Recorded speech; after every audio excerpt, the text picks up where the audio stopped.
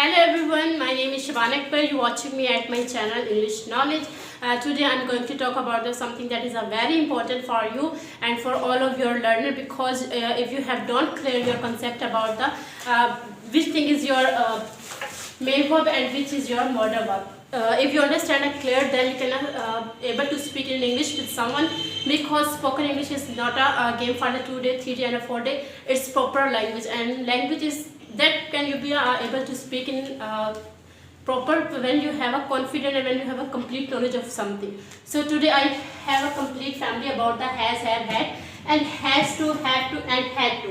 जब आपने किसी से बात करते हुए सुना होगा कि I have to go, I have to take, I have to sleep, तो उसमें क्या फ़र्क होता है और has, have, had क्या होता है? क्योंकि अगर आप ग्रामेटिकली देखते हैं तो हमारे पास जो has, have, had इसके साथ हमेशा हमारी वर्ब की थर्ड फॉर्म होती है, क्योंकि ये हमारे परफेक्ट टेंस होते हैं और परफेक्ट टेंस में हम कभी भी किसी भी, चाहे वो प्रेजेंट परफेक्ट हो, चाहे वो फ्यूचर परफेक्ट हो, चाहे वो हमारा पास्ट परफेक्ट हो, तो उसके साथ हमेशा हम हैज़, हैव और हैड के साथ हमेशा हम वर्ब की थर्ड फॉर्म लगाते हैं। लेकिन जब हम बात करते हैं एक ऐसे वर्ब की जिससे हमारे साथ हैव टू कंबाइन आता है और हैव टू कंबाइन है, हैव टू कंबाइन है, तो उसके साथ हम हमेशा देखते हैं कि हमारे पास जो वर्ब की फर्स्ट फॉर्म लगी हुई होती है, क्योंकि हैव और हैज़, हैड का मतलब होता है कि कोई चीज़ जिसकी कोई पोजीशन होती है या जो चीज़ आपकी अपनी मलकियत होती है। जैसे हम कहते हैं I have a car, I have a doll, I have a mobile, I have a pencil, that you have a beautiful watch, you have a beautiful dress, you have a beautiful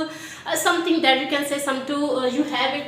have हमारा use होता है कोई property जो आपकी अपनी personal होती है, इसलिए यूज़ होता है। लेकिन जब हम हैज़ यूज़ करते हैं, has to, have to use करते हैं, तो इसका मतलब ये होता है कि हम किसी ऐसी सिचुएशन के बारे में डिस्कस कर रहे होते हैं जो हमें किसी के करने का बता रहा होता है। ये हम करते हैं अपना कोई चीज़ करने के लिए यूज़ करते हैं जिससे कोई चीज़ हमारी अपनी होती है, और ये यूज़ करते हैं तब ये उस सिचुएशन में यूज़ करते हैं जब हम कोई काम नहीं करना चाह रहे होते लेकिन हमें वो काम करना पड़ता है।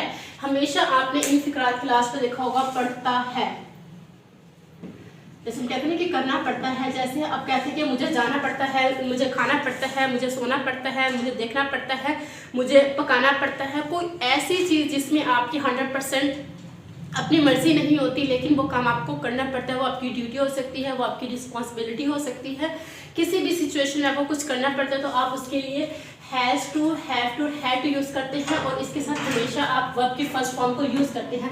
जैसे अगर हम कहना चाहते हैं कि मुझे करना पड़ा, जैसे कहते हैं कि आई हैड, मुझे कोई चीज़ करनी पड़ी, आई हैड टू टेक, मुझे ये चीज़ लेनी पड़ी।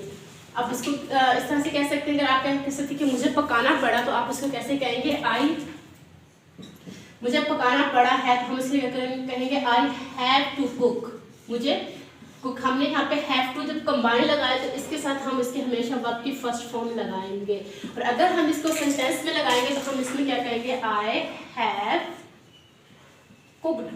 क्योंकि हम यहाँ पे टू यूज़ नहीं कर रहे हैं तो हम इसके साथ क्या करेंगे? हम इसके साथ वर्ब की थर्ड फॉर्म यूज़ करेंगे। लेकिन जब हम have to, has to, had to को कंबाइन यूज़ करेंगे तो उसमें हम क्या करेंगे? हम वर्ब की फर्स्ट फॉर्म लगाएंगे, और ये तब कंडीशन होगी जब हम वहाँ पे कुछ नहीं करना चाह रहे होंगे लेकिन हम उसको करेंगे। इसी तरह जैसे हम कहते हैं कि I have to take tea, मुझे चाय पीनी पड़ी। जहाँ पे आपको कोई काम करना पड़ता है किसी मजबूरी के तहत, किसी जिम्मेदारी के तहत, तो आप उसमें हैव टू या हैज़ टू यूज़ करते हैं। जिस तरह से आप कह सकते हैं शी हैड टू कुक, उसको पकाना पड़ा। ठीक है, आप जिस तरह हम कह सकते हैं कि उसको खाना पकाना पड़ा लेकिन उसकी जिम्मेदारी नहीं थी, उसकी रिस्पॉन्सिबिलिटी नहीं थी, लेकिन उसको वो काम करना पड़ा है, तो हम उसे कहेंगे शी हैड टू कुक, उसको पकाना पड़ा। अब कह सकते हैं she had to call her, उसको कॉल उसे करनी पड़ी। मतलब कोई काम जैसे आपको मजबूरी में करना पड़ा, she had to complete their work, she has to watch this video, she had to sell this sell, she had to go to park। अब कोई चीज़ इसको यूज़ करते हैं जिसमें आपकी अपनी कोई कंडीशन नहीं होती है, आपको ऐसे ड्यूटी करनी पड़ती है। अब उसे कह सकते हैं he had to sell,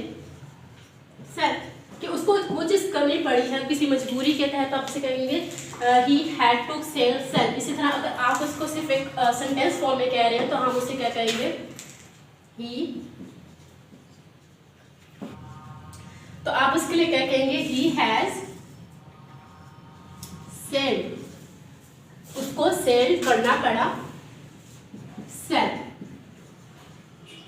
तो ये मोस्टली हमारी स्पोकन में बहुत ज़्यादा यूज़ होता है। तो आपको हमेशा इसमें जो रूल्स रेगुलेशंस है उनको फॉलो करना चाहिए कि आप बोलते हुए किसी से बात करें, जैसे आप कहते हैं आई हैव टू गो, मुझे जाना पड़ेगा, आई हैव टू टेक, मुझे लेना पड़ेगा, आई हैव टू गिव, मुझे देना पड़ेगा, आई हैव टू सेल, मुझे बेचना पड़ेगा, I have to get up in the early morning, मुझे सुबह जल्दी उठना पड़ेगा, आई हैव टू गो मरी, मुझे मरी जाना पड़ेगा, I have to join this job, मुझे ये जॉब ज्वाइन करनी पड़ेगी, I have to complete my work, मुझे अपना काम कंप्लीट करना पड़ेगा, I have to take the tea, मुझे चाय लेनी पड़ेगी, I have take the medicine, मुझे मेडिसिन लेनी पड़ेगी, I have to go the park, मुझे पार्क जाना पड़ेगा।